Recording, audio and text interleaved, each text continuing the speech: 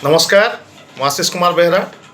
ଆଜି ଏକ ବର୍ଷାକୁ ନେଇ କବିତାର ଶୀର୍ଷକ ବିଜୁଳି ବର୍ଷା ଓ ମେଘ।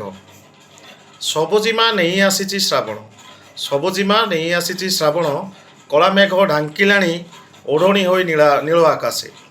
ବିଜୁଳି ଉଠାଇଲାଣି ନବବଧୂର ଫଟୋ, ବିଜୁଳି ଉଠାଇଲାଣି ନବବଧୂର ଫଟୋ। ବର୍ଷା ବୁନ୍ଦା ଆଜି ସଜବାଜ ହେଲାଣି, ବର୍ଷା ବୁନ୍ଦା ଆସି ସଜବାଜ ହେଲାଣି। ସମସ୍ତଙ୍କ ମୁଖେ ଫୁଟାଇବାକୁ ହସ। ବର୍ଷା କହି ଉଠେ, ଦୂରେଇ ଦେବି ସବୁ ବ୍ୟଥାକୁ ତୁମ ଚଲାପଥରୁ। ବର୍ଷା କହି ଉଠେ, ଦୂରେଇ ଦେବି ସବୁ ବ୍ୟଥାକୁ ତୁମ ଚଲାପଥରୁ। ବିଜୁଳି କୁହେ, ଅନ୍ଧାରକୁ ଭୟ କରିବନି, ଅନ୍ଧାରକୁ ଭୟ କରିବନି, ସାଥୀ ହୋଇ ରହିବି ତୁମ ସାଥେ।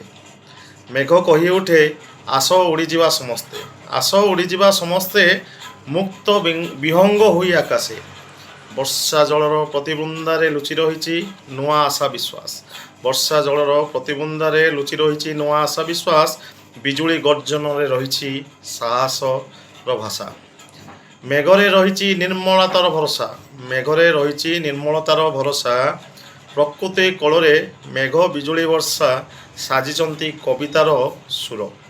ବର୍ଷା ଥମିଯାଏ, ମେଘ ଦୂରେଇ ଯାଏ, କମିଯାଏ ବିଜୁଳିର ଝଲମଲ, କମିଯାଏ ବିଜୁଳିର ଝଲମଲ।